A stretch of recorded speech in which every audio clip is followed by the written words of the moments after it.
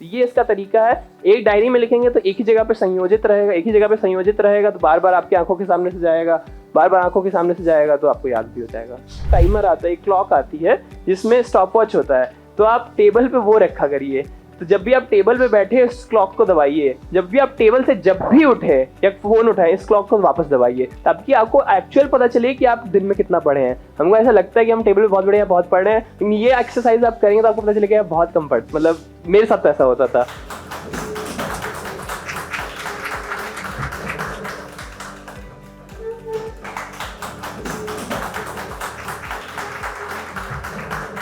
सौरभ का इंट्रोडक्शन की बहुत ज़्यादा ज़रूरत नहीं है, फिर भी एक ब्रीफ इंट्रोडक्शन में इनके बारे में बताना चाहता हूँ।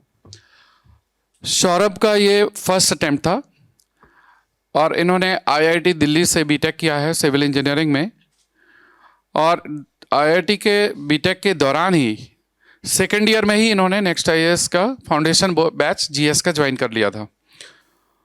और कितनी गर्व की बात है कि फर्स्ट अटेम्प्ट में ही इनका टॉप 25 में रैंक है, 23। सिविल सर्विसेज में प्रिपरेशन की जो जर्नी है, इनसे बेहतर और कौन बता सकेगा कि जिन्होंने कॉलेज के साथ पढ़ाई की और फर्स्ट अटेम्प्ट में क्रैक कर लिया। और इनका ऑप्शनल सब्जेक्ट भी ह्यूमैनिटी का था, सोशियोलॉजी इन्होंने लिया है, सिविल इंजीनियरिंग को नहीं लिया। तो ऑप्शनल से रिलेटेड जैसे सिलेक्शन ऑप्शनल का इन्होंने कैसे किया था उसके बारे में भी अपनी बातें शेयर करेंगे। और इम्पॉर्टेंट ये है कि जो प्रिपरेशन की जर्नी है उसके सोर्सेस ऑफ स्टडी क्या हो, प्लानिंग क्या हो, और नोट्स कैसे बनाना है, आंसर कैसे लिखना है, अटेम्प्ट कैसे करना है, ये छोटी छोटी बातें सुनने में लगती हैं लेकिन ये बहुत महत्वपूर्ण हैं। और इन्हीं से आपकी स्ट्रैटेजी और आपकी जो सफलता है वो डिसाइड होती है। तो आज के इस सेशन में सौरभ आपसे अपनी स्ट्रैटेजी को शेयर करेंगे और आपके जो क्वेश्चंस होंगे, जो आपके डाउट्स हों, वो आप पूछ सकते हैं 1-on-1। और सौरभ यूपी के रहने वाले हैं, इनका कुशीनगर जगह आपने सुना होगा, तो गोरखपुर के पास कुशीनगर के रहने वाले हैं। और नेक्स्ट आईएएस के, क्योंकि इनका माध्यम इंग्लिश मीडियम था, तो इन्होंने अपनी प्रिपरेशन नेक्स्ट आईएएस के ही सेंटर से की। एक सेंटर हमारा पहले कोविड के जस्ट पहले तक, कोविड के टाइम पर साकेत में होता था, फिर हमने राजेंद्र नगर, करोल बाग और पटेल नगर में सेंटर एक्सपेंड कर दिए, तो उसके वजह से वो सेंटर हमने पटेल नगर शिफ्ट कर दिया था। और यहाँ पर सौरभ ये मुखर्जी नगर में ये हमारा पहला बैच है, और इसमें अभी इंग्लिश मीडियम और हिंदी मीडियम हमने दोनों तरह के बैचेस यहाँ स्टार्ट किए हैं। तो अभी 2 बैचेस चल रहे हैं, एक मॉर्निंग में चलता है हिंदी मीडियम का और एक इवनिंग में चलता है इंग्लिश मीडियम का। तो इसमें हो सकता है दोनों बैचेस के कुछ स्टूडेंट्स होंगे, क्योंकि आज संडे ऑफ रहता है, बट फिर भी आप लोग आए। तो सौरभ आपसे बाइलिंगुअल ही एक्सपेक्ट करेंगे हम लोग। Thank you. So now to you. धन्यवाद सर मुझे बुलाने के लिए, और बहुत अच्छा लग रहा है कि आज छुट्टी का दिन था फिर भी आप आए मुझे सुनने के लिए। और मैं कोशिश करूंगा आपके जितने भी प्रश्न हैं सभी का उत्तर मैं दे सकूं। मैं आपके जितने भी प्रश्न हैं सबके अपना जितनी मुझे नॉलेज है उसके हिसाब से उत्तर देने का पूरा प्रयास करूंगा। और बाइलिंगुअल क्या, मैं मतलब पूरा हिंदी में आपसे बोलने की कोशिश करूंगा, क्योंकि मुखर्जी नगर में जानता हूँ काफ़ी हिंदी माध्यम के अभ्यर्थी यहाँ पे रहते हैं। और हिंदी में मेरी बहुत रुचि है और बोलने में भी ठीक ठाक मुझे आती है। तो मैं कोशिश करूंगा कि आपके सारे प्रश्नों का उत्तर दे सकूं। जैसा कि सर ने बताया, मैंने अपने सेकेंड ईयर से कॉलेज में प्रिपरेशन स्टार्ट कर दी थी। इतना जल्दी प्रिपरेशन स्टार्ट करने का मुख्य कारण ये था कि मेरे बड़े भाई जो थे वो 2018 में सेलेक्ट हुए थे इंडियन पुलिस सर्विस में, भारतीय पुलिस सेवा। तो उनसे काफ़ी प्रेरणा का स्रोत मिला। और उसी साल 2018 जो वर्ष था वो हमारे परिवार के लिए बहुत ही आनंदमय था, क्योंकि उनका आईपीएस में हुआ, मेरा आईआईटी में हुआ। तो तभी मैंने मन में ये लक्ष्य बना लिया था कि मुझे भी सिविल सेवा परीक्षा एक बार लिखनी है। और क्योंकि मैंने उनका संघर्ष देखा था, तो मैं चाहता था कि क्योंकि इस एग्ज़ाम में समय लग सकता है और लगता भी है ज़्यादातर मौक़ों पे, ज़्यादातर लोगों के साथ, तो मुझे लगा कि क्यों ना कॉलेज के साथ ही किया जाए, ताकि अगर समय लगना भी है तो अभी लग जाए। तो ऐसा तो मैं नहीं कहूँगा कि कॉलेज के साथ मैं पूरा फुल फ्लेज्ड प्रिपरेशन कर रहा था, क्योंकि कॉलेज में टाइम बहुत कम मिलता है, कॉलेज की भी क्लासेस बहुत ज़्यादा रहती हैं और करिकुलम बहुत टफ है आईआईटी का, तो उस सब के साथ कोप अप करना, फिर कॉलेज में और भी चीज़ें हो रही होती, एक्स्ट्रा करिकुलर एक्टिविटीज़, ये सब चीज़ें तो सब मुश्किल होती थी। साथ ही उसके बाद मैं 2022 का जो एग्ज़ाम, जो पिछले साल का एग्ज़ाम था, उसमें मैं एलिजिबल नहीं था to write that exam, because मैं मिस कर रहा था cut off date by few days, so I was a bit younger to write that exam. तो ये बात मुझे लगभग थर्ड ईयर में लगभग पता चली गई थी, तो मैंने कॉलेज के थ्रू प्लेसमेंट्स में मैं बैठ गया था, क्योंकि मैं सेकंड और थर्ड ईयर में मैं प्रिपरेशन कर रहा था, तैयारी करते करते थोड़ा मन उबने लगा था, क्योंकि मुझे लगा था कि अभी तो 2 साल बाद और एग्ज़ाम है और प्लेसमेंट्स में अच्छी अपॉर्चुनिटीज़ मिल जाती हैं, तो क्यों ना एक बार देखा जाए, और कॉर्पोरेट एक्सपीरियंस भी काफ़ी अच्छा रहेगा। तो और एक प्लान भी जो काफ़ी मेन डाउट रहता है लोगों का, तो वो भी एक बन जाएगा। तो मेरी मैकेंजी एंड कंपनी में जॉब लगी थी एज अ मैनेजमेंट कंसल्टेंट, वहाँ पे मैंने लगभग काम किया 1 साल के करीब, 1 साल से थोड़ा कम ही किया था in fact. And April 2023, 21 April 2023 in fact आज ही के दिन लास्ट ईयर मैंने रिज़ाइन किया था उस कंपनी से, और 1 साल में भगवान की कृपा से ये मुकाम मिला।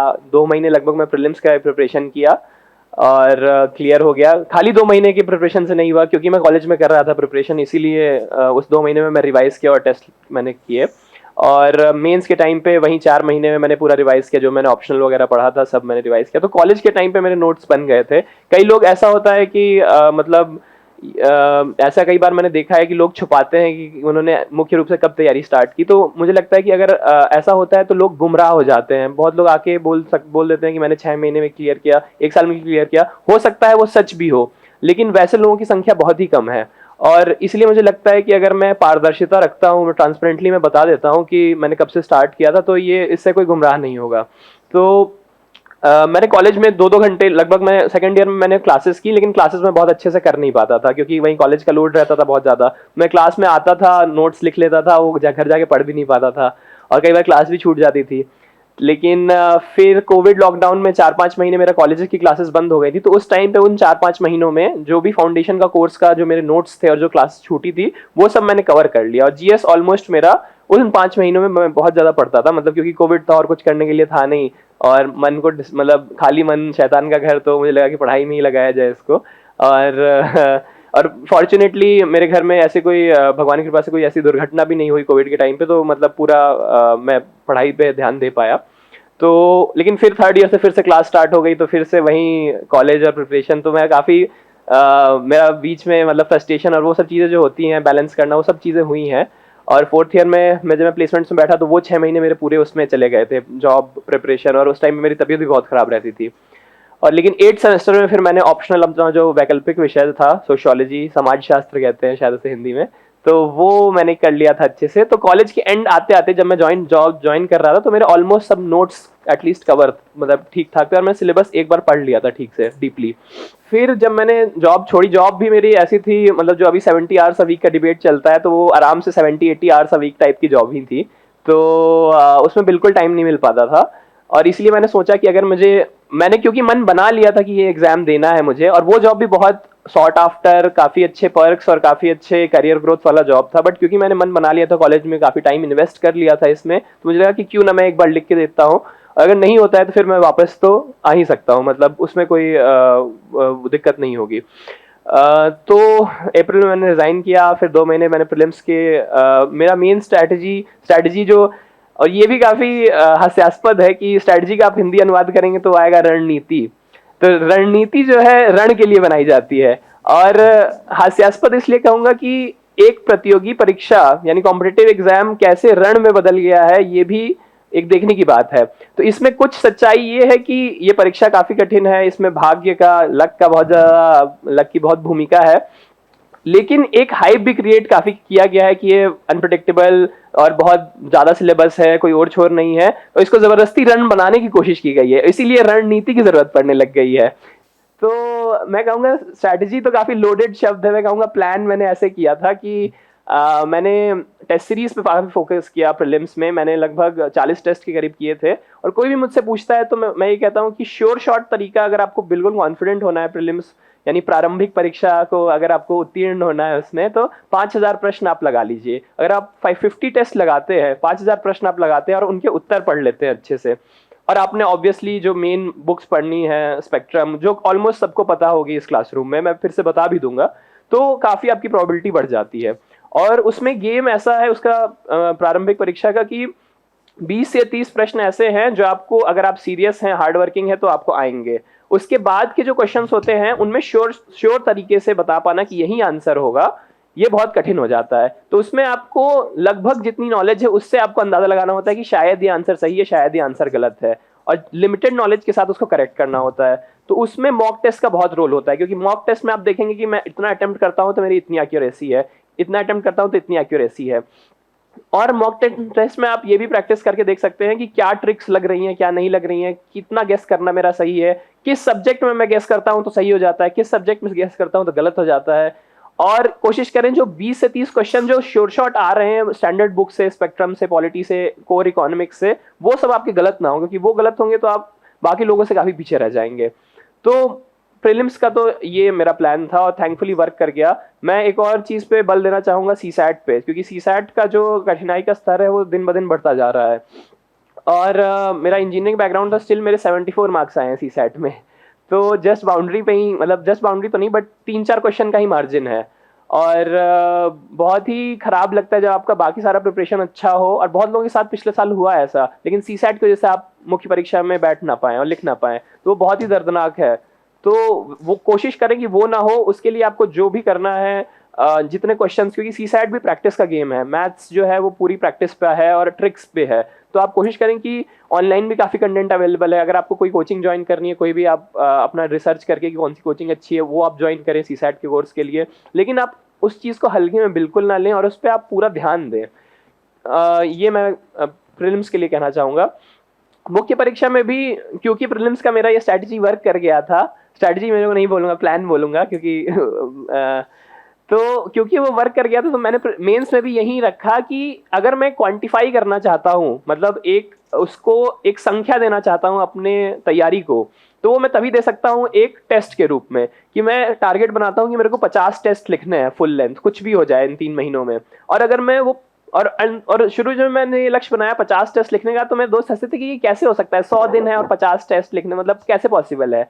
लेकिन अंत आते आते तक, मतलब भगवान ने इतनी उस टाइम पे शक्ति दे दी थी और दृढ़ता थी उस टाइम पे कि मैंने 45 टेस्ट लिख भी दिए थे।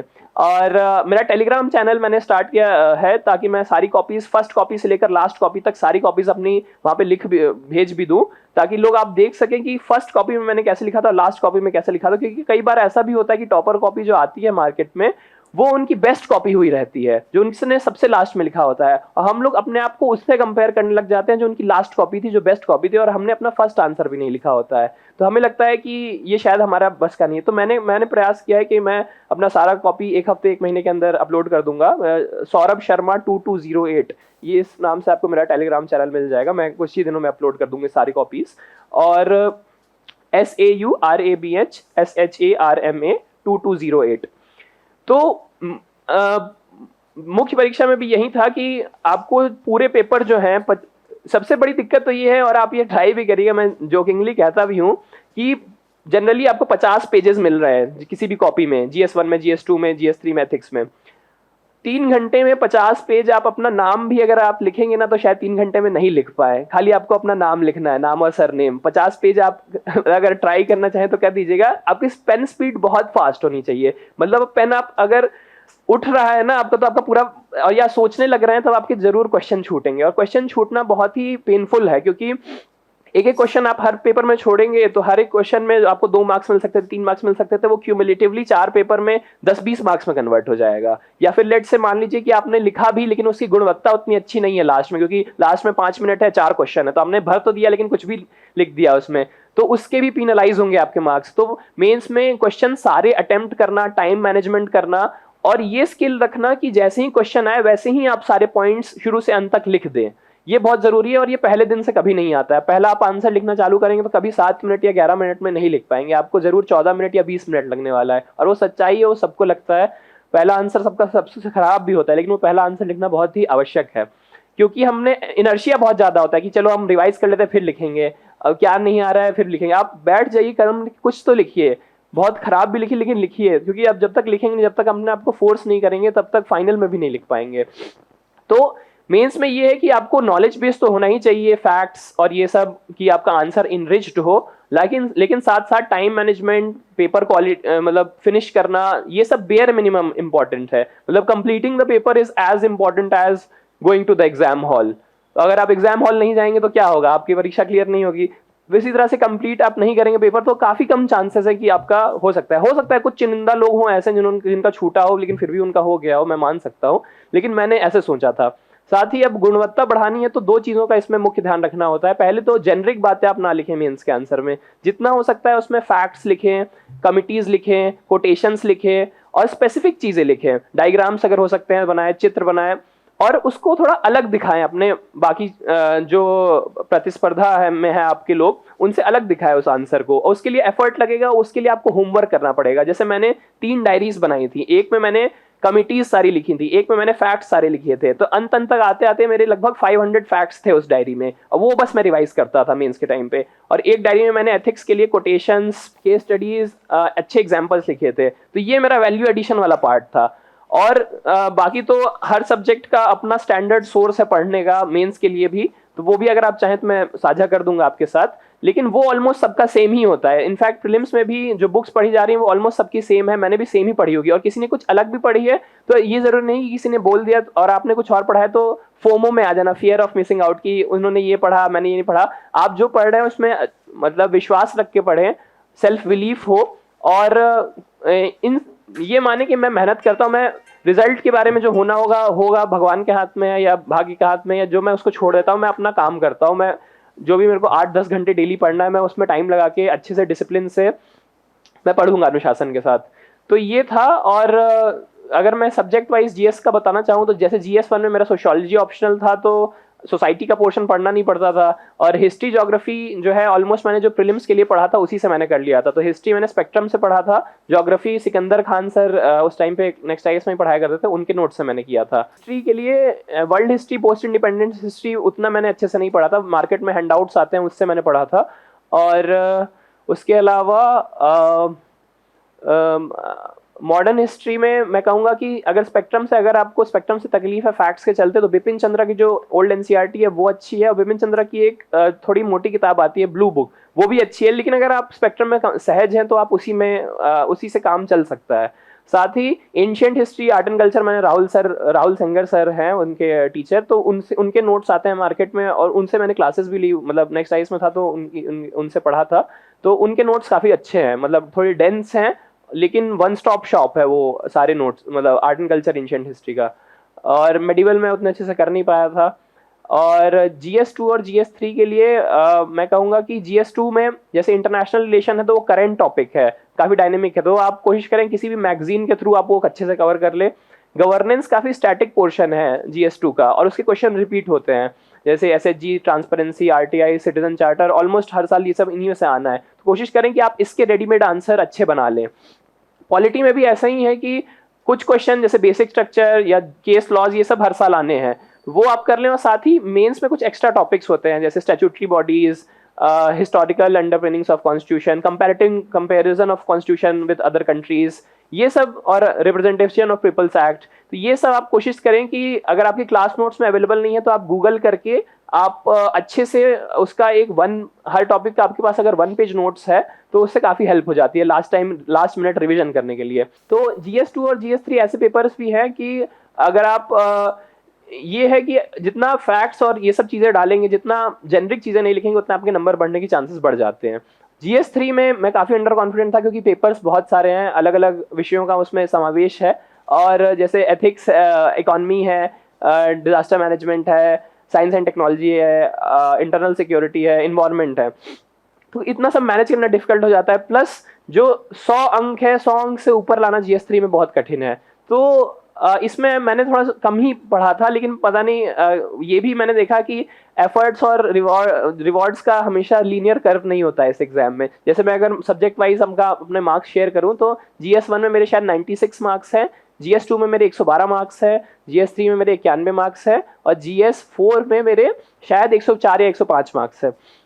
और जबकि GS4 ऐसा था जिसमें मैंने सबसे ज़्यादा एफर्ट किया था और मुझे लगता था कि मेरा काफ़ी अच्छा है। और निबंध में मेरे 136 अंक है और वैकल्पिक विषय सोशियोलॉजी समाजशास्त्र में मेरे 306 अंक है। तो वैकल्पिक विषय और निबंध की वजह से मैं आपके सामने आज बैठा हूँ।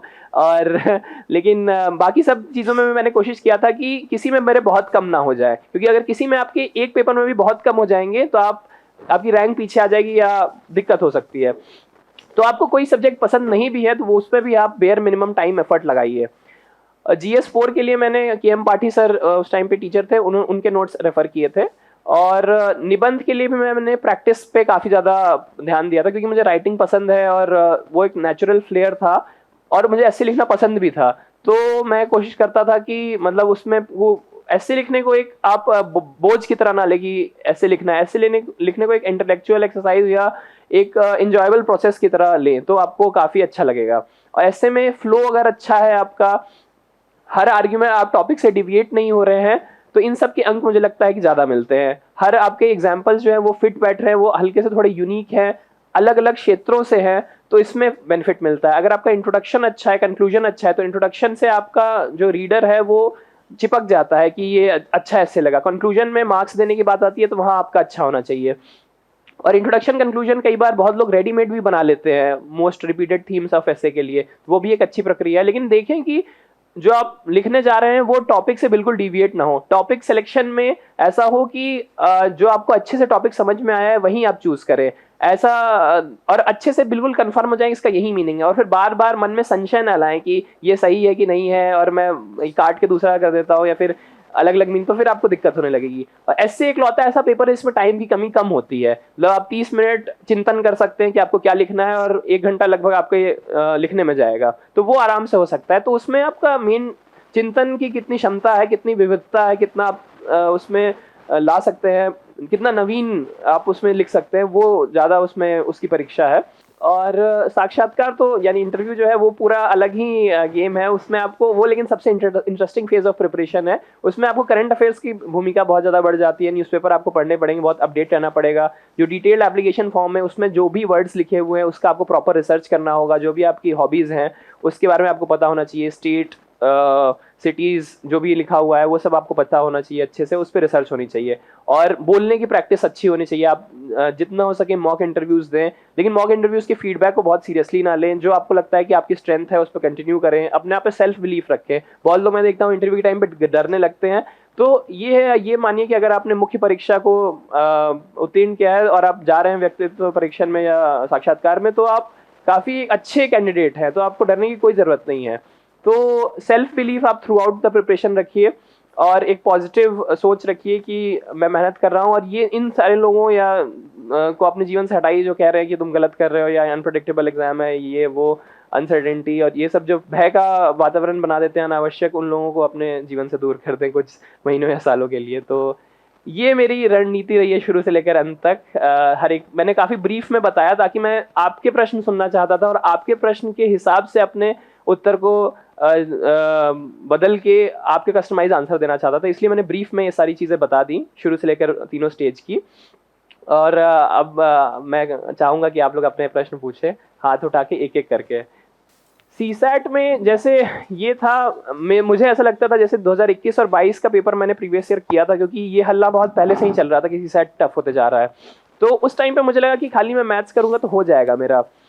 बट एक्चुअल जो पेपर था उसमें 70 मिनट हो गए थे, शायद मेरे 18 क्वेश्चन ही हुए थे और 28 सही करने होते हैं उस 66 के जादुई आंकड़ा को पहुंचने के लिए।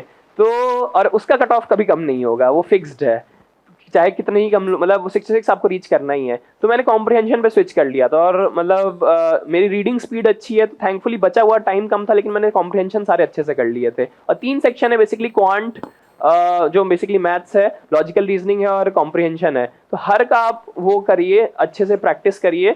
कोई सेक्शन हो सकता है जैसे मतलब हो सकता है मैथ्स किसी की उतनी अच्छी ना हो, तो वो अपना वो जो कॉम्प्रिहेंशन वाला पोर्शन है वो अच्छे से अपना उसको अपना स्ट्रेंथ बनाइए, ताकि और हो सकता है उस दिन मैथ्स आसान आ जाए, कॉम्प्रिहेंशन टफ आ जाए, तो मैथ्स भी आप इतना कर लीजिए कि आप आसान क्वेश्चन कर सकें और बीच में स्विच करते रहिए। सीसैट में ये है 80 क्वेश्चन है तो 80 करने की जरूरत नहीं है, लगभग आप 40, 45, 50 क्वेश्चन छांट के कि ये आसान क्वेश्चन है, ये सबसे आसान क्वेश्चन है, 40 क्वेश्चन है, ये सबसे आसान 50 क्वेश्चन है, उनको छांट के और ये आप देख के प्रैक्टिस कीजिए कि ये टफ क्वेश्चन, इसमें टाइम लग जाएगा, इसको छोड़ता हूँ बाद में कर दूंगा। जो आसान आसान आप करते जाइए और 40-50 क्वेश्चन आप रखिए, उसमें आपका 28 सही हो जाना चाहिए अगर आपकी एक्यूरेसी ठीक ठाक है, आपने प्रैक्टिस बहुत ज़्यादा की है।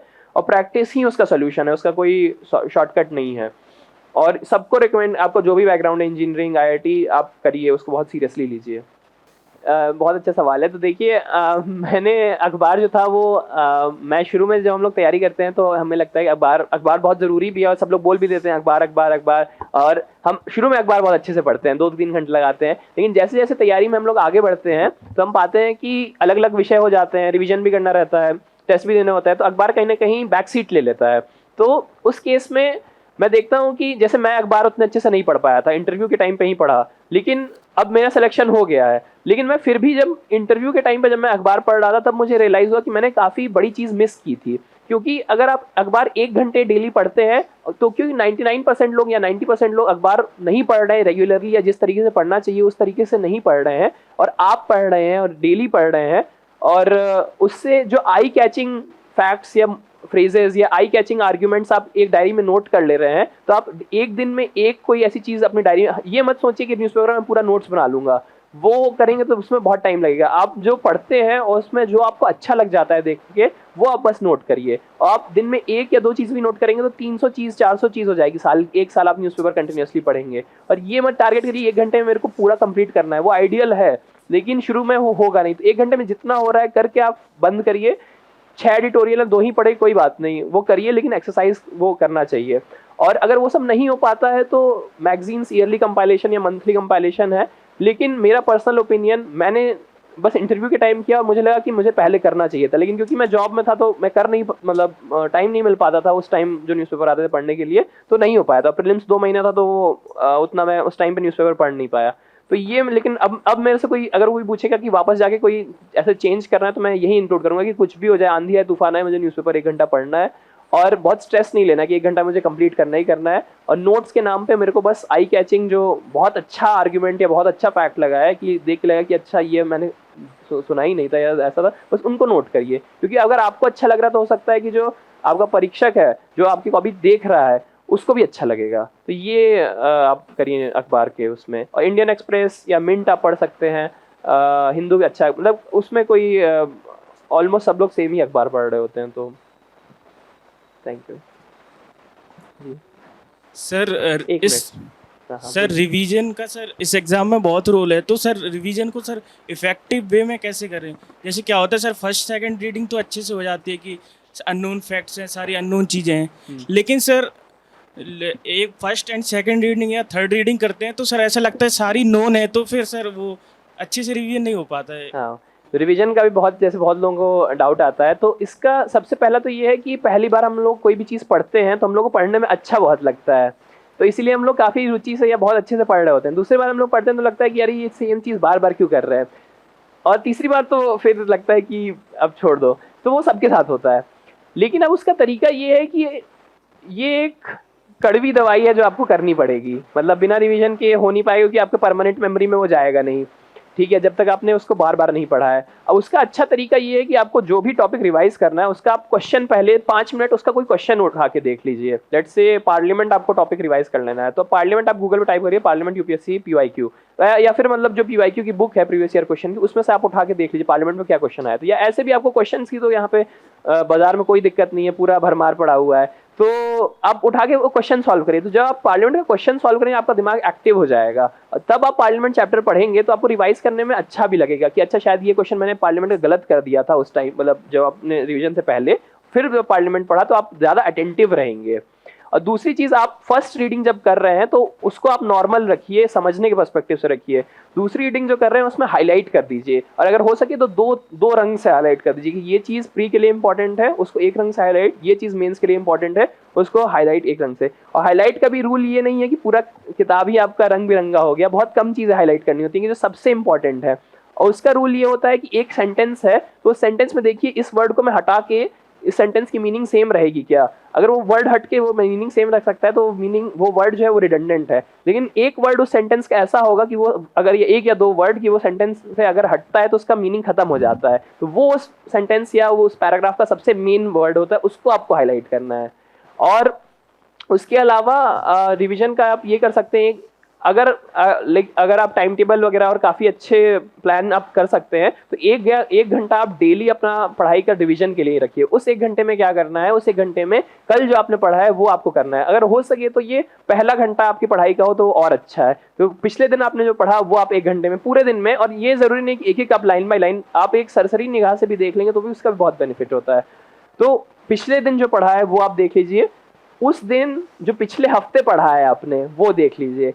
ये थोड़ा मतलब इम्प्रैक्टिकल हो जाता है इस सेंस में कि हमको पता नहीं होता है कि मंडे को पिछले हफ्ते में हमने क्या पढ़ा था। लेकिन आप अगर उसका डेट वेट बना के रखें, और ये साइंटिफिक रिसर्च के थ्रू मैं बता रहा हूँ कि ऐसा मैंने एक आर्टिकल में पढ़ा था कि अगर जो चीज़ आप पढ़ते हैं वो अगले दिन पढ़ लें, नेक्स्ट वीक पढ़ लें और नेक्स्ट मंथ पढ़ लें तो फिर वो आपको परमानेंट मेमोरी में चला जाता है। तो 1 या 2 घंटे आप स्पेसिफिकली रिवीजन के लिए रख दीजिए, 1 या 2 घंटे, 1 घंटे आप न्यूज़पेपर के लिए रख दीजिए। तो ये आपका टाइम ब्लॉक्ड है, ये आपको करना ही है डेली। और उसके अलावा की चीज़ें आप चेंज कर सकते हैं। क्लास में जा रहे हैं तो क्लास में कुछ टाइम जाएगा, फिर क्लास में जो टॉपिक पढ़ाया गया उसका बुक पढ़ना होगा, या फिर कुछ उसका एडिशन करना होगा या नोट्स रिवाइज करना, उसमें कुछ टाइम जाएगा, और फिर वैकल्पिक विषय में कुछ टाइम जाएगा। तो इस तरह से दिन को अपना दिनचर्या ऐसे बना लें कि रिवीजन का एक अलग टाइम ब्लॉक हो उसमें।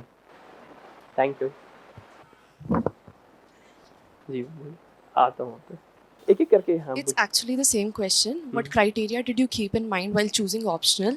And also, do you think holding significant position in college, like president or vice president, hampers the preparation? Okay, so two-part question. First, I'll answer the criteria for choosing optional. So, I chose sociology because I had studied Indian society in general studies while I was in college itself. So, I liked the Indian society portion of general studies extremely well. I fell in love with that portion of that subject. Also, in our college, we used to have 5 humanities courses. So, I ended up taking all of them in sociology. So I had some background, like very little background, but not very big background that I have a BA sociology or something of that sort, but some background and some interest that maybe I can do this subject. Secondly, I thought that since sociology also has a role to play in essay, sociology also has a role to play in Indian society and social justice in GS. And sociology can also help you understand society better, which will eventually help you answer questions in interview, which was my thought process. I don't know whether it's completely true or not. And basically mine was the case of interest. Also, I knew that sociology is a decent scoring subject. So even if I have deep interest, it is not the case that sociology is not doing well in the past 10 years or so. I've seen that many people from sociology get into the top ranks and the desired service of which they want. So, obviously, 3-4 parameters are there. First is interest, and according to me, that's the most important, because if you don't have interest, despite it being a so-called scoring optional, you won't be able to read it for a prolonged period of time, and you have to spend a significant time in your optional subject. So you have to choose it very wisely. That here is the subject where I can spend time, and here is the subject which I like reading. So first criteria, according to me, which many people will differ. First, according to me, is interest. Second, according to me, is results or scoreability, that how well is that doing. Third is whether systemic guidance is available around that or not, whether sufficient resources are there, whether ample test series are there, whether good teachers around are there if you want to take coaching or not. I think these are and I think fourth metric is overlap with GS, which I think is the least important of the 4 metrics. I hope that answers. Thank you. I'll come to it. Yeah, आप बोलिए. अच्छा, आपका यही वैकल्पिक विषय कहीं था, हिंदी में आपको सुनना है क्या? ठीक है, ओके.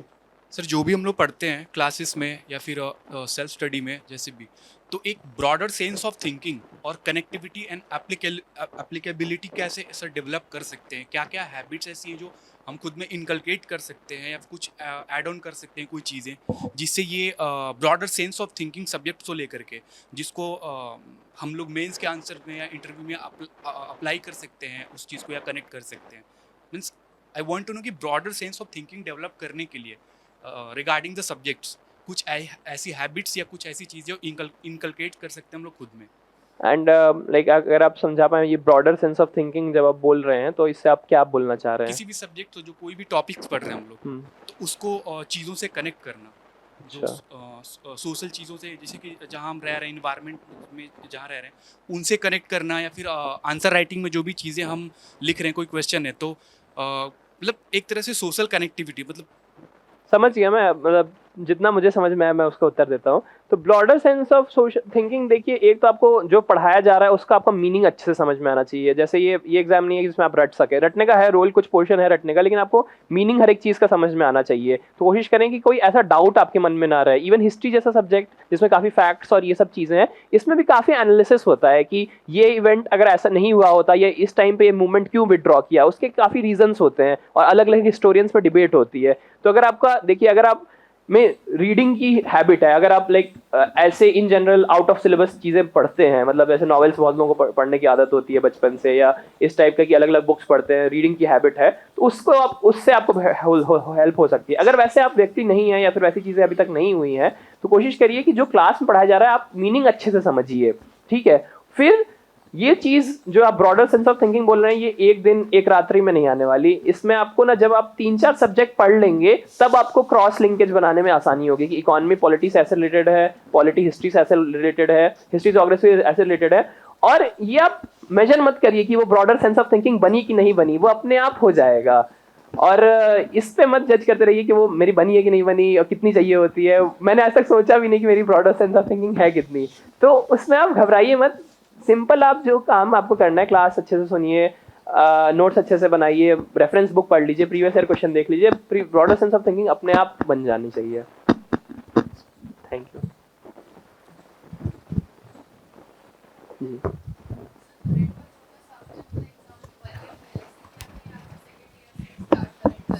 करंट अफेयर्स नहीं, जब मैं सेकेंड ईयर में तब मैं करता था, थोड़ा बहुत करता था, लेकिन क्योंकि मुझे पता था कि मुझे बहुत लेट देना है एग्जाम, तो मैं उतना सीरियस नहीं था। और एक साल पहले तो जॉब में था, तो स्कोप ही नहीं था वो करने का, क्योंकि काफ़ी हेक्टिक जॉब थी। तो थैंकफुली मतलब हम लोग के साल करंट का उतना रोल नहीं रहा, क्योंकि मैंने ऐसे देखा कि प्रीलिम्स में जो क्वेश्चन आते हैं करंट के, वो या तो बहुत ईजी रहते हैं, डुएबल रहते हैं, जो ऑलमोस्ट हर मैगजीन में आपको मिल जाएंगे, तो वो ऑलमोस्ट सब लोग कर लेते हैं, और या तो बहुत टफ क्वेश्चन रहते हैं जो मतलब नहीं हो पाते हैं। प्रीलिम्स में करंट का इतना रोल है, और हर साल ये चेंज भी होता है। जैसे मेरे को याद है शायद 2016 या 17 कुछ साल ऐसे भी रहे हैं जिसमें करंट के क्वेश्चन बहुत ज्यादा रहे हैं, तो ये बता भी नहीं सकते। लेकिन हम लोग के साल में कम थे, और मैंने क्योंकि कम मतलब इंपॉर्टेंस दिया करंट को, तो मैं बच गया। और उसी तरह से जीएस में करंट का रोल जो है वो GS2 और GS3 में सबसे ज्यादा है। GS4 में कम है थोड़ा, एथिक्स में कम है। अगर आप करंट के एग्जाम्पल दे रहे हैं तो इनरिच्ड होगा, नहीं दे रहे हैं तो आप अगर दूसरा एग्जाम्पल दे रहे हैं तो वो भी चल जाएगा। GS1 में हिस्ट्री ज्योग्राफी सब स्टैटिक है, तो GS2 और GS3 में करंट का रोल है। तो इसके लिए मतलब मैंने वही कहा कि अगर आप न्यूज़पेपर 1 घंटा पढ़ रहे हैं तो आप 90% ऑफ द क्राउड से आगे हो जाएंगे। तो अगर आप 1 घंटा उसमें डेडिकेट कर रहे हैं तो ये तो करंट का ही मतलब करंट में ही जा रहा है। और उसके अलावा अगर आप ईयरली कंपाइलेशन कोई पढ़ लेते हैं, GS2 GS जैसे पॉलिटी के लिए, IR के लिए, इकोनॉमिक्स के लिए, जो 1 साल का करंट अफेयर आपको करवा दे, तो वो सही रहेगा, मतलब मेरे हिसाब से वैसे करना। तो ये इसका तरीका है। एक डायरी में लिखेंगे तो एक ही जगह पे संयोजित रहेगा, एक ही जगह पे संयोजित रहेगा, तो बार बार आपकी आंखों के सामने से जाएगा, बार बार आंखों के सामने से जाएगा, तो आपको याद भी हो जाएगा। सर कोई स्ट्रेस था एग्ज़ाम के प्रिपरेशन के टाइम में? जैसे आपने second most toughest exam crack करा, IIT, JEE mains and advance, आपके भाई भी IPS में थे, तो ऐसा कोई स्ट्रेस कि नहीं करना ही करना है? स्ट्रेस तो देखिए रहेगा, हमेशा रहता है लाइफ में, किसी न किसी चीज़ का स्ट्रेस रहता ही है। और स्ट्रेस मैं बताता हूँ सबसे ज़्यादा कब होता है, जब रिजल्ट आने वाला होता है ना, जो रिजल्ट का दिन होता है, और ये प्रेडिक्शन होने लगती है कि इस दिन रिजल्ट आएगा, उस दिन रिजल्ट आएगा, किसी भी मोमेंट रिजल्ट आएगा। टेलीग्राम में मतलब ऐसे वो रहता है कि इस दिन रिजल्ट आ सकता है, इस दिन के जो D-7 है, इस दिन के 1 हफ्ते से इस दिन तक सबसे ज़्यादा स्ट्रेस होता है, जब आप सब कुछ कर चुके होते हैं और बस रिजल्ट का इंतजार कर रहे होते हैं। ये सबसे ज़्यादा स्ट्रेस का मोमेंट होता है कि अब क्या होगा, नहीं आएगा तो मैं क्या करूँगा। ये मेरे लिए सबसे ज़्यादा स्ट्रेसफुल मोमेंट ये था। बहुत लोगों के लिए ऐसा हो सकता है, ये तो मेरा मतलब सौभाग्य था, परमपिता परमेश्वर की कृपा थी कि पहले प्रयास में मेरा हो गया। नहीं होता है, बहुत लोगों के साथ ऐसा होता है 5 अटेम्प्ट दिया, 6 अटेम्प्ट दिया, तो उस टाइम पे सबसे स्ट्रेसफुल होता है कि तीसरे अटेम्प्ट में पहुंचे, तीसरे अटेम्प्ट में इंटरव्यू तक पहुंचे, चौथे अटेम्प्ट में प्रीलिम्स क्लियर नहीं हुआ। बहुत स्ट्रेसफुल मोमेंट है। बहुत लोगों के परिवार में कुछ संकट आ जाता है, किसी के तबीयत काफ़ी ख़राब हो सकती है, मतलब शारीरिक रूप से आपको कष्ट हो सकता है, उसके लिए स्ट्रेस आ सकता है। लेकिन ये भी है कि स्ट्रेस कई बार हम लोग इंड्यूस भी रहता है, अपने से खुद से लिया हुआ रहता है, प्रॉब्लम उतनी बड़ी नहीं रहती है, लेकिन हम लोग ज़बरदस्ती ओवरथिंक करके या उसको तिल का ताड़ बना के उसको स्ट्रेस ले लेते हैं। उस चीज़ को आपको अवॉइड करना है। मेरे साथ भी हुआ है बहुत स्ट्रेस, मतलब स्ट्रेस तो इनहेरेंट है, सबको होगा, वो ह्यूमन उसका बीइंग का पार्ट है, उसमें आप कुछ कर नहीं सकते। उसको टैकल करना है, ये अगर आप पूछना चाह रहे हैं तो मैं जैसे विपाशना मेडिटेशन करता था, मुझे मतलब काफ़ी हेल्प हुआ उससे। आप कोई भी फॉर्म ऑफ मेडिटेशन अगर करते हैं वो आपको हेल्प करेगा, डायरी राइटिंग अगर करते हैं उससे हेल्प मिलेगी, आपके सराउंडिंग में positive sense of people, friends, family, इनका सपोर्ट है, अच्छे लोग हैं आसपास में, तो इनसे आप अपने मन की जो तकलीफ़ें हैं वो साझा करें तो हम मन हल्का होगा, उससे स्ट्रेस डील होगा। और स्ट्रेस का ये है ये जैसे मैं हर जगह मतलब मैं कहता हूँ और कहीं से मैंने पढ़ा था कि action is the best antidote to anxiety. अगर आपको जब लग रहा है ना कि ये होगा कि नहीं होगा, ये जनरली तब लगता है जब हम लोग खाली रहते हैं, कोई काम नहीं कर रहे होते हैं, तब हम लोग सोचते हैं। आप उतना टाइम ही नहीं दीजिए खुद को, कुछ खेलने चले जाइए, टहलने चले जाइए, म्यूजिक सुनने लग जाइए। अगर आप में उस टाइम पे, जिस टाइम पे आपको लग रहा है ना कि एग्जाम नहीं हो तो क्या होगा, उस टाइम पे आप पे बैठ के पढ़ने लग जाइए कि यार नहीं हो तो क्या होगा, अब मैं पढ़ ही लेता हूँ। अब थोड़ा दिक्कत होगा, वो 5-10 मिनट में दिक्कत होगा, लेकिन उसके बाद आप वो चीज़ भूल जाएंगे कि वो थॉट आ रहा था। तो उस थॉट को वो करना होता है, साइड करना होता है, यही टैकल करने का तरीका है स्ट्रेस।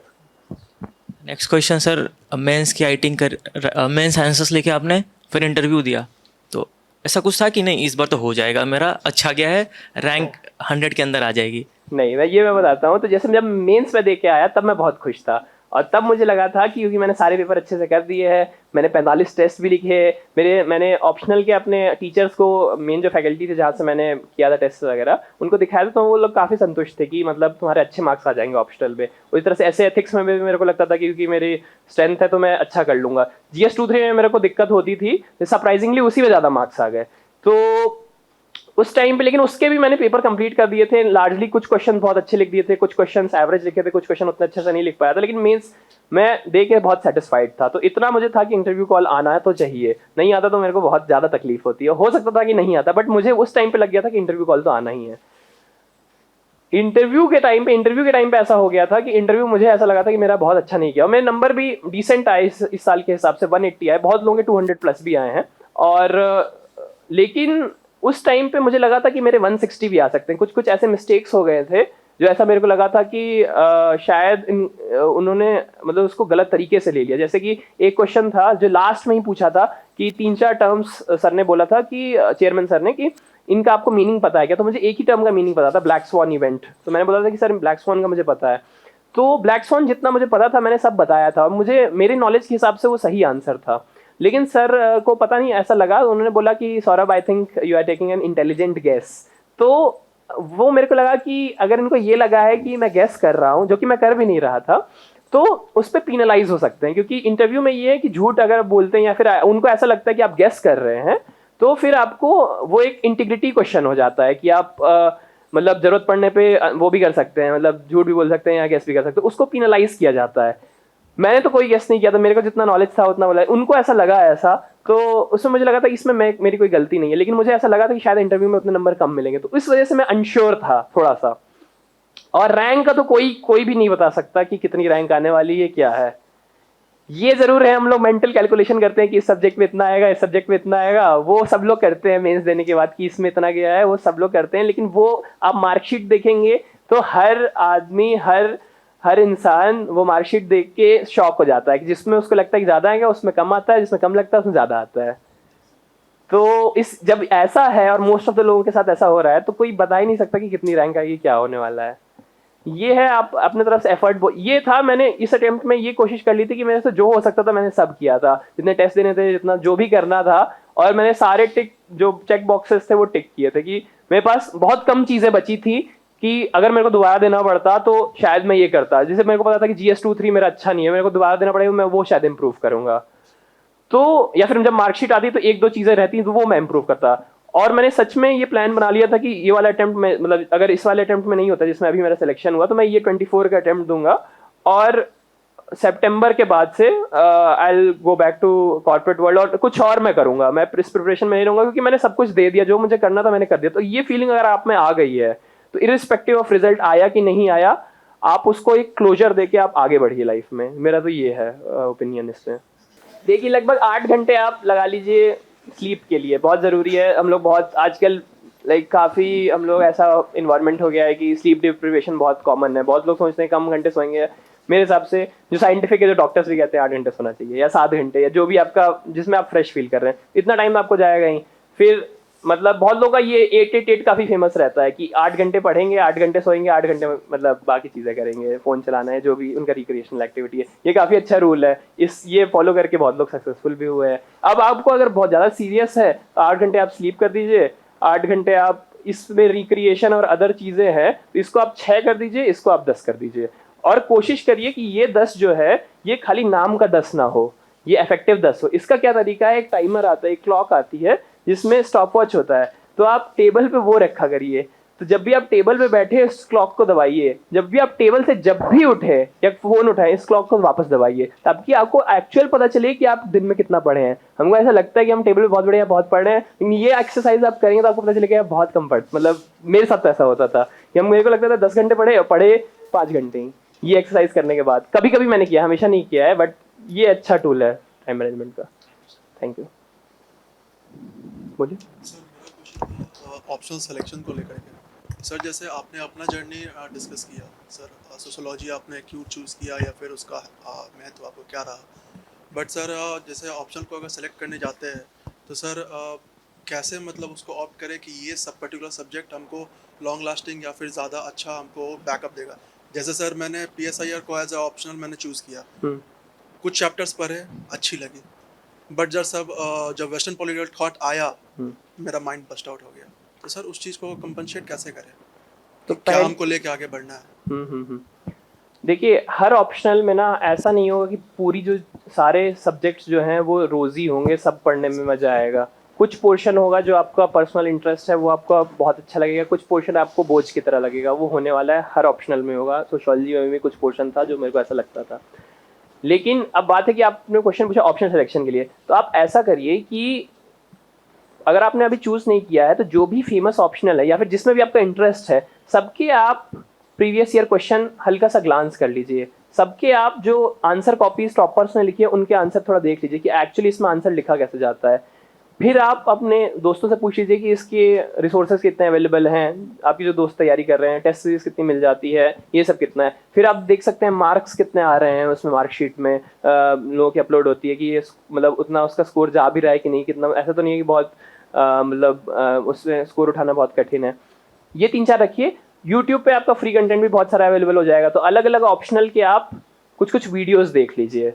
जैसे सोशियोलॉजी का मतलब हर एक आपको ऑप्शन में फ्री कंटेंट, आपको भी यूट्यूब पे आप टाइप करेंगे तो आपको बहुत सारे फ्री क्लासेस या डेमो क्लासेस टाइप के भी मिल जाएंगे। तो आप डेमो क्लासेस में बैठ के देखिए, 3-4 आप क्लास 2-3 क्लास आप सब में कर लिए तो ऐसा कुछ नुकसान नहीं होगा। नॉलेज थोड़ा फिलोसफी का पता चल जाएगा, थोड़ा PSIR के बारे में कुछ ऐसा नुकसान नहीं होगा। आप इन्फॉर्म डिसीजन ले पाएंगे। थोड़ा टाइम लग जाएगा इसमें, हो सकता है 1-2 महीने लग जाए, लेकिन आप एटलीस्ट अपने डिसीजन पे संतुष्ट तो होंगे। और दूसरी चीज़ की ऑप्शनल में जो है ऐसा नहीं है कि आपको सारे सब्जेक्ट सारे टॉपिक्स अच्छे ही लगेंगे, कुछ टॉपिक्स बेकार भी लगेंगे, लेकिन आपने अगर एक बार इस पर हाँ कर दिया है कि यही करना है तो आप कोशिश करिए कि जो खराब भी आपको लग रहा है उसको भी आप मन लगा के पढ़ें। और अगर वो उसका वेटेज बहुत ज़्यादा है एग्जाम में तो फिर तो आप कुछ कर ही नहीं सकते, आपको पढ़ना ही पड़ेगा। और नहीं है तब आपको लग रहा है कि नहीं बिल्कुल ही तकलीफ हो रही है, उसका वेटेज भी ज़्यादा है और वो मुझे पसंद नहीं है, वो पार्ट ऑफ ऑप्शनल, तो आपको चेंज करना पड़ेगा।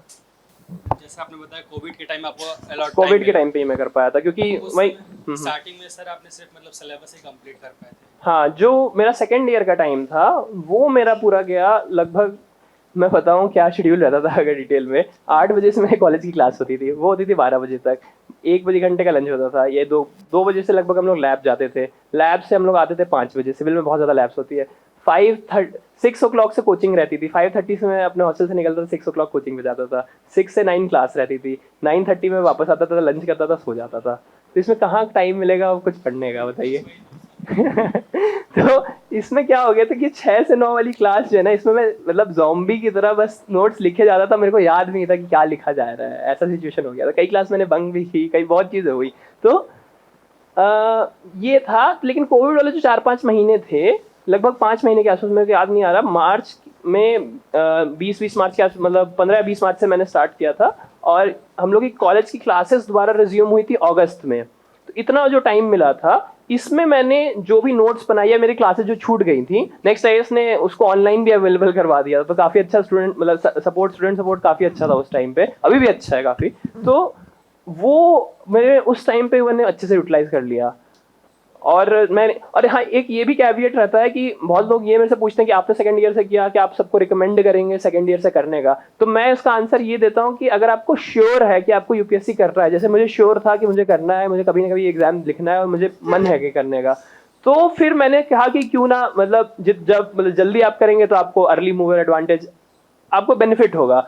लेकिन आप डबल माइंड्स में, आपको लगता है कि शायद मुझे करना चाहिए, शायद आपको कोई और चीज़ भी पसंद है, कुछ और चीज़ में आपका इंटरेस्ट है, तो फिर आप मत करिए सेकंड ईयर से, क्योंकि आप फिर बाकी चीज़ें जो आप करना चाहते हैं लाइफ में उसमें कॉम्प्रोमाइज़ कर रहे हैं और फिर आप टाइम दे रहे हैं। तो आई वुड रिक्वेस्ट कि वो सारी चीज़ें, लेट्स से कि आपको स्टार्टअप करने का मन है, आपको कॉर्पोरेट वर्ल्ड में कुछ दिन काम करने का मन है, आपको जर्नलिज्म में जाने का मन है, आपको लॉयर बनने का मन है, आपको किसी आर्ट एंड क्राफ्ट में कुछ अच्छा करने का मन है, आपको इस टाइप का या कोई भी आपको इंडस्ट्री, मुझे लगता है कि शायद मुझे ऐसा लगता है कि मुझे ये करना चाहिए, आप वो कर लीजिए। और तब आपको लगे कि स्टिल मेरे को यूपीएससी करना है और शायद जो मैं सोच पा रहा था वैसे नहीं हो पा रहा है, तो आप फुल फ्लेश सोच लीजिए। और उसमें आप हो सकते हैं कि आप 30 साल के भी बचे, कोई बात नहीं, 6 अटेम्प्ट मिलते हैं यूपीएससी में, 32 साल एज लिमिट है, कुछ भागा नहीं जा रहा है। आप जब स्टार्ट करेंगे आप कर सकते हैं एफिशिएंटली, लेकिन आप श्योर हैं जल्दी स्टार्ट करेंगे एडवांटेज मिलेगा।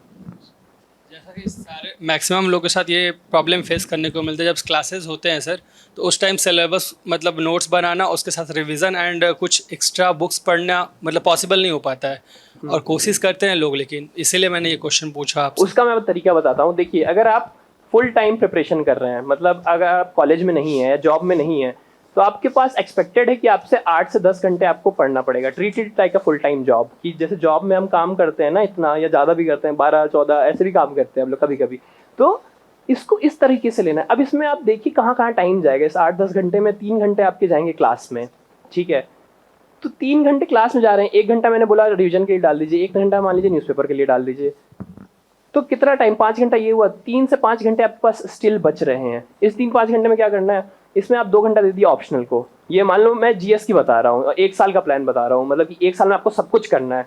तो फिर जीएस में ऐसा होगा कि 10 महीने आपकी क्लास चल रही होंगी, 2 घंटे आपको डेली ऑप्शनल को भी देना है। अब इसमें से 2 घंटे जो बचेंगे, इसमें आप बेसिकली जो क्लास जीएस की क्लास है और ऑप्शनल की क्लास है, इसके नोट्स जो हैं वो आप रिवाइज कर लीजिए अच्छे से। और जो इसका एक्स्ट्रा हैंडआउट मिला या एक्स्ट्रा जो बुक पढ़नी थी, उसी टाइम पे उसी दिन पढ़ लीजिए। लेट्स से पार्लियामेंट पढ़ाया गया क्लास में, आप उसी दिन लक्ष्मीकांत में जाके पार्लियामेंट पढ़ लीजिए। जो क्लास नोट्स में अवेलेबल नहीं है या जो आपको एक्स्ट्रा लगा, वो उसमें आके ऐड कर लीजिए। उस दिन का काम उसी दिन कंप्लीट करिए। बैकलॉग रखेंगे तो दिक्कत होगी। ये करना ईजियर सेट देन डन, बहुत मुश्किल होगी, क्योंकि ये नंबर 1 साल तक करना कंसिस्टेंटली विदाउट एनी ब्रेक बहुत टफ है, लेकिन दैट इज द रियलिटी, वो करना पड़ रहा है। और ये आप नहीं करेंगे तो फिर 1 साल और जाएगा, 1 साल और जाएगा, इसी तरह से कभी ना कभी जिस साल भी आपका सिलेक्शन होगा, उस साल आप जरूर कहेंगे कि हाँ मैंने यही किया था। जिस भी आपके हाथ में, आप फर्स्ट में कर लें, सेकंड में कर लें या थर्ड में कर लें। तो thank you sir. Thank you. Then after the class मैं जब घर गया, अपना बुक्स और हैंडआउट्स लेकर मैंने बैठा, तो सर पहले बुक्स को रीड करने में नेक्स्ट अगेन 3 आवर्स लग जा रहे हैं। तो सर फर्स्ट रीडिंग करता हूँ, ऊपर थोड़ा मोड़ा समझ में आती है मुझे।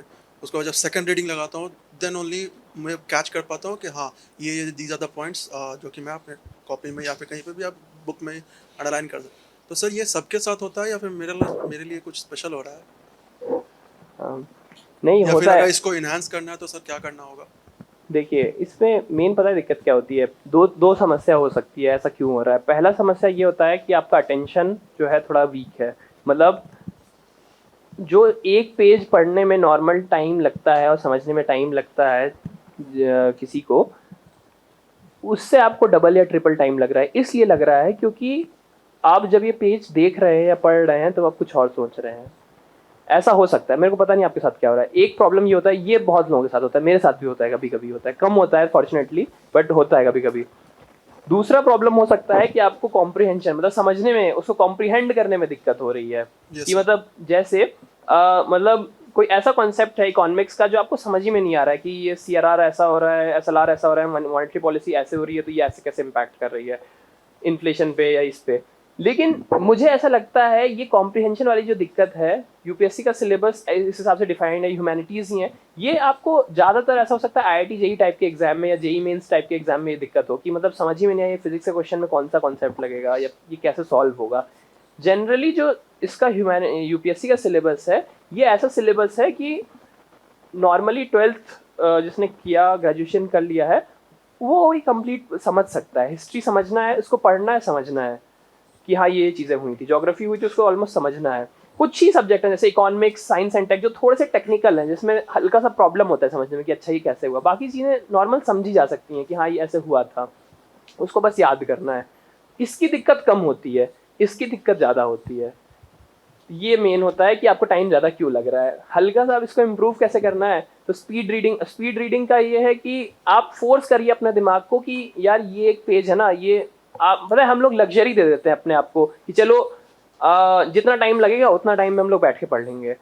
ये लग्जरी मिलती है तो दिमाग ऐसा ट्रेन हो जाता है कि ठीक है 3 घंटा लग गया, 4 घंटा लग गया, कोई दिक्कत नहीं है, हम लेट नाइट तक पढ़ रहे हैं, हमको अच्छा भी लगता है कि हाँ चलो आज 2 बजे तक पढ़े। उससे नुकसान क्या हुआ, आपका अगले दिन का 2 घंटा खराब हुआ ना। आइडियली क्या होना चाहिए था, वो 12 बजे तक काम खत्म हो जाना चाहिए था। आपको फीलिंग भी आ रहा है कि आप पढ़ रहे हैं रात तक, और उसका वो काउंटर प्रोडक्टिव है। तो इसमें टाइम बॉक्सिंग एक कॉन्सेप्ट होता है कि भाई आप ना जो काम आपको करना है आप उसका समय सीमा निर्धारित कर दीजिए कि ये पेज मेरे को पढ़ना है तो ये मैं कर लूँगा इतने टाइम में। वो 6 मिनट का 7 मिनट नहीं होना चाहिए, वो होगा तो आपको बुरा लगना चाहिए कि ये क्यों हो रहा है। और इस तरह से टाइम बाउंड कर देंगे ना आप, जैसे यूनिवर्सिटी मतलब आपने जहाँ से ग्रेजुएशन किया होगा, कई बार एग्जाम में पेपर होते हैं तो लास्ट में बिल्कुल पेन तेज चलने लगता है कि हमें पता होता है कि हमको लिखना है, कंप्लीट करना है। वो क्यों होता है, वो टाइम बॉक्सिंग है कि भाई अब पेपर छीनने वाले हैं, अब लिखना है। वैसा स्ट्रेस, वैसा स्टिमुलेशन दिमाग को आप डेली देंगे ना तो आपका दिमाग वैसा ट्रेन हो जाएगा कि आप वो काम करने लग जाएंगे कम टाइम में। सर अभी मैंने एक कोचिंग स्टार्ट किया है इस अप्रैल में, तो मैं कब मानूँ कि मैं अब तैयार हूँ एग्ज़ाम देने के लिए? जैसे 12 से 15 महीने की कोचिंग है सर, तो सिलेबस ख़त्म होने के बाद कब मैं ये मानूँ कि मैं अब तैयार हूँ एग्ज़ाम देने के लिए? क्या सिलेबस कंप्लीट होने के बाद सारा मैं कंप्लीट कर लूँगा, ऐसा हो सकता है?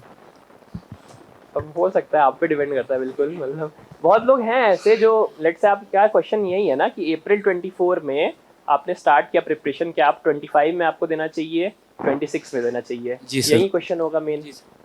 देखिए आप डिसिप्लिन से करेंगे ना 25 इज़ वेरी मच पॉसिबल। बहुत टाइम है अभी, लगभग अगले साल जून में, मतलब अज्यूम करते हैं कि जून में होगा पेपर, तो 1 साल सफिशिएंट होता है। जैसे मैंने बताया ना 1 साल में वो कैसे टाइम डिवाइड करके करना है, थोड़ी मेहनत ज़्यादा लगेगी, वेरी मच पॉसिबल।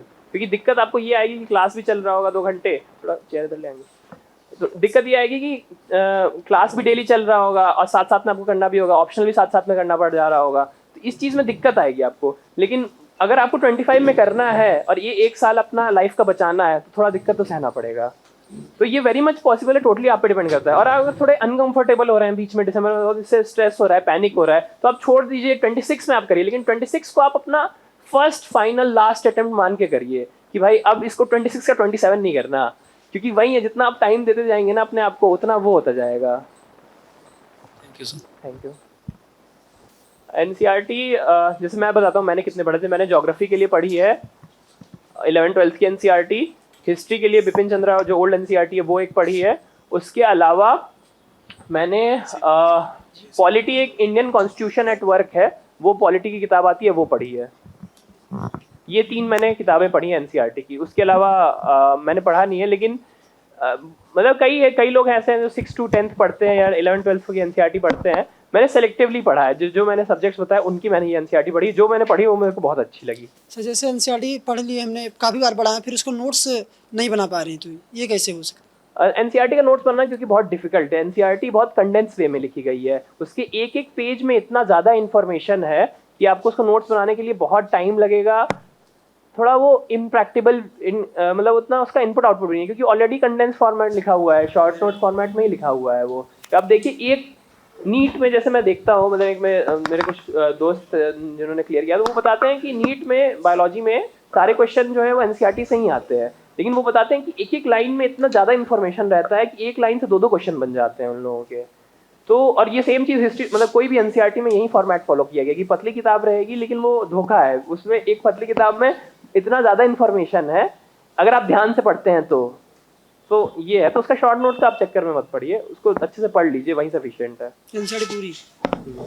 सर थोड़ा मेरा क्वेश्चन सेल्फिश है, मे भी हो सकता है मेरे लिए रिलेवेंट हो बट अदर्स के लिए उतना रिलेवेंट ना हो। अच्छा सर, मैंने रिसेंटली अपना बीटेक कंप्लीट किया हुआ बीआईटी सिंदरी धनबाद से जी सर, तो मेरी जॉब लगी है, ठीक। Thank you so much sir.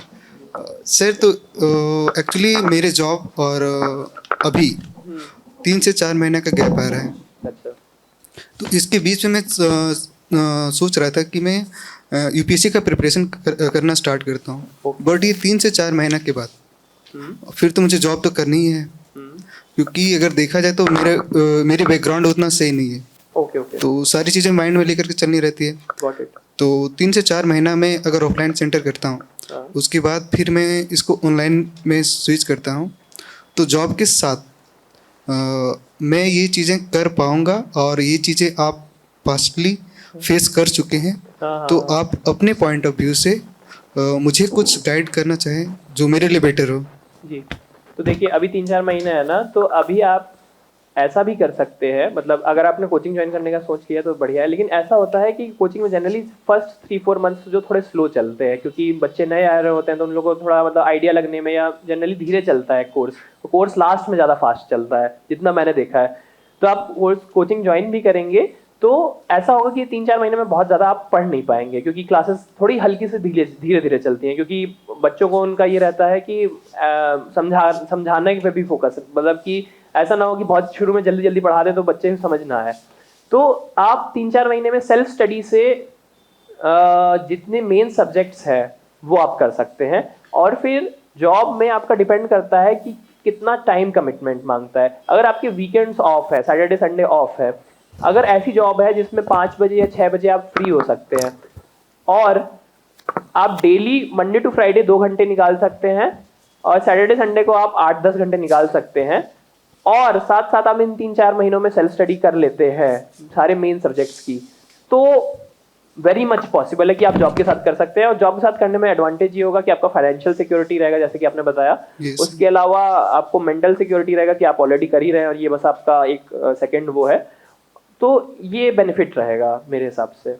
Sir इसमें मैं अपना कुछ आइडिया ड्रॉप करना चाहूँगा। सर जो मेरा स्ट्रेटेजी है इसमें, मैं सोच रहा था कि मैं ये 3-4 महीना ऑफलाइन में देता हूँ, फिर इसे मैं ऑनलाइन में कन्वर्ट करता हूँ और मैं 2 साल जॉब करूँगा, और इस बीच में मैं जितनी भी सिलेबस है मैं टोटली कवर कर लेता हूँ, और उसके बाद मैं ये भी बहुत अच्छा रणनीति फिर से ऑफलाइन सेंटर ज्वाइन कर लूँगा और उसमें मैं चीज़ें मतलब मैक्सिमम टेस्ट सीरीज लगाने पे फोकस करूँगा। तो ये सही है, ये अच्छा है। आप ऐसा कर सकते हैं कि अभी ऑफलाइन ज्वाइन कर लीजिए 3-4 महीने, जब तक आपकी स्टार्टिंग जॉब ज्वाइनिंग नहीं हो रही है ऑफलाइन करिए, ऑनलाइन में स्विच कर लीजिए, वीकेंड बैच होता होगा वैसा आप ज्वाइन कर लीजिए। हाँ, मेरी जॉब जो रहेगी वो 9 to 5 रहेगी और वीकेंड में 2 दिन मतलब सैटरडे संडे ऑफ है। कर सकते हैं, तो आप 1-2 साल में आराम से सिलेबस पूरा कर सकते हैं, कोई दिक्कत सर कुछ मतलब अदर सजेशन जो मेरे को, जैसे कि आप जॉब करते टाइम जो फेस किए होंगे अपने यूपीएससी के प्रिपरेशन में, जो मैं गलती कर सकता हूँ बट वो गलती मैं ना करूँ।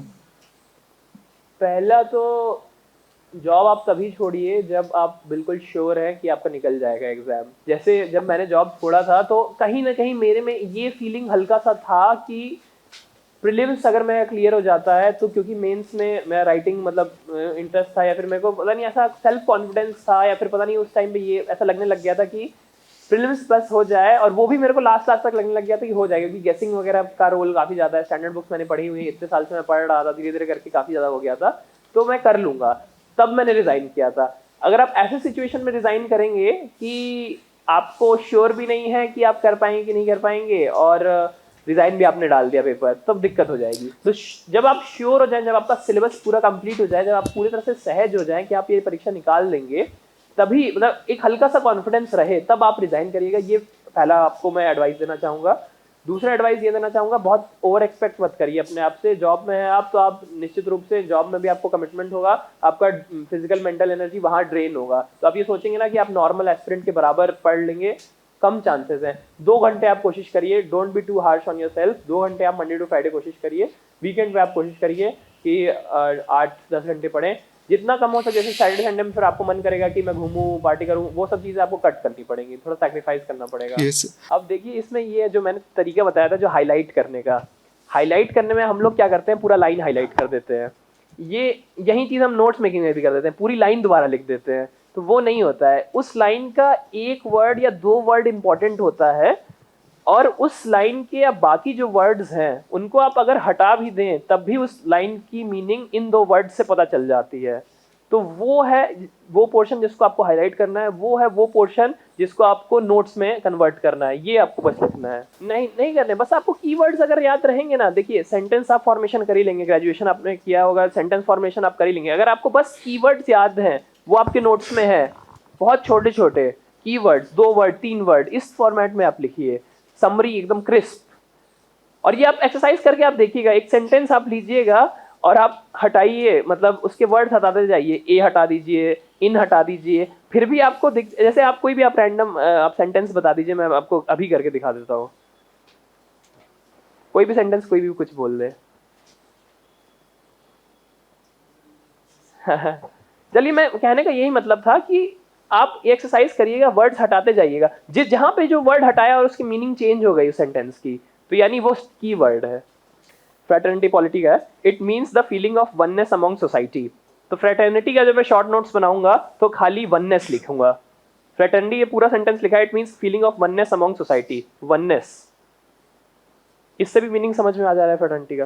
The constitution provides for promoting fraternity among citizens because without fraternity liberty and equality cannot exist for too long. तो आप इसका सिंपल बना लीजिए कि फ्रेटर्निटी एग्जिस्ट नहीं करेगी तो लिबर्टी और इक्वालिटी भी एग्जिस्ट नहीं करेगी। इससे कन्वे हो जा रहा है meaning. Absence of fraternity will result into lack of cooperation among people and unhealthy competition as they do not have seen in society. तो अब इसमें लिखा है कि एब्सेंस ऑफ फ्रेटर्निटी, यही डायग्राम में आप एक्सटेंड कर दीजिए।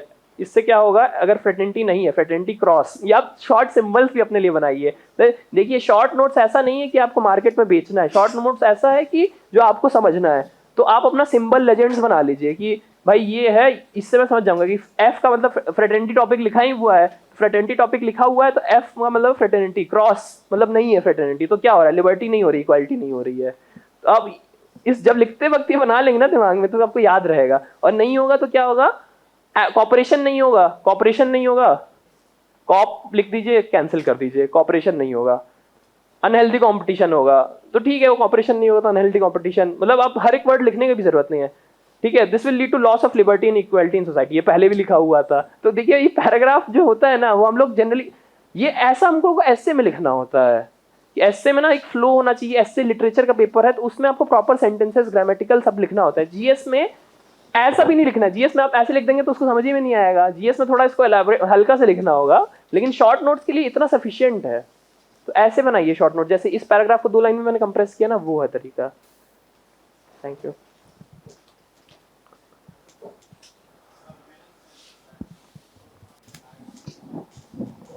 देखिए फ्लो चार्ट और डायग्राम जो है ये आप तभी बना पाएंगे एग्जाम में जब आप अगेन एक डायरी में कहीं ना कहीं उस पर होमवर्क किए होंगे। दिमाग में उस दिन किसी ऐसा नहीं हो कोई दिव्य शक्ति आपको बता देगी कि ये डायग्राम इसमें बनना है, वैसा नहीं होने वाला है। ये डायग्राम कभी ना कभी आपने कहीं बुक में देखा होगा, उसको अपने डायरी में लिखा होगा, उसको 2 बार 3 बार देखा होगा, तब आपको याद आएगा कि ये डायग्राम इस क्वेश्चन में लग सकता है। पहला तो ये कि उसका जो है आपको होमवर्क अच्छे से करना है। एक अलग, मैं बार बार उस पर एम्फसाइज कर रहा हूँ कि जब तक आपके पास सेग्रीगेटेड डायग्राम नहीं होगा ना, आप नहीं कर पाएंगे। डायग्राम का इंपॉर्टेंस क्या है, मैंने जैसे कम मतलब डायग्राम यूज किए थे, मैंने उतना ज्यादा डायग्राम नहीं यूज किए थे क्योंकि मैंने होमवर्क ही नहीं किया था, मेरे पास डायरी नहीं थी जिसमें डायग्राम्स हो बहुत सारे, तो मैंने नहीं किया था। लेकिन इंपॉर्टेंट इसलिए क्योंकि टेक्स्ट पढ़ते पढ़ते जनरली बोर हो जाते हैं। आप खुद एक बुक पढ़ेंगे तो उसमें टेक्स्ट लिखा है ना, आपका मन भर जाएगा।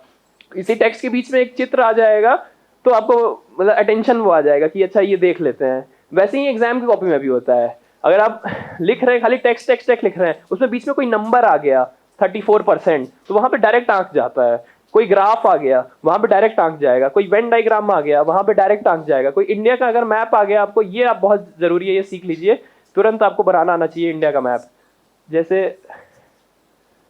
ये बहुत मतलब ये पेन मतलब इस सेंस से आप तुरंत बना दें इंडिया का मैप, तुरंत आप लोकेशन ड्रॉ कर दें, वर्ल्ड मैप आपको बनाना आना चाहिए। तो ये सब प्रैक्टिस आप कर लीजिए कि तुरंत आप जहाँ पे जरूरत हो तुरंत वो हो, मैप आएगा तुरंत आपको दिख जाएगा। यहाँ पे आपको कुछ भी दिखाना है, एल्यूमिनियम कहाँ पे है आप बस डॉट करके दिखा दीजिए, नक्सलिज्म कहाँ पे है आप तुरंत वो करके दिखा दीजिए, इंटरनल सिक्योरिटी प्रॉब्लम कहाँ है तुरंत वो करके दिखा दीजिए, पोर्ट्स कहाँ पे है तुरंत दिखा दीजिए।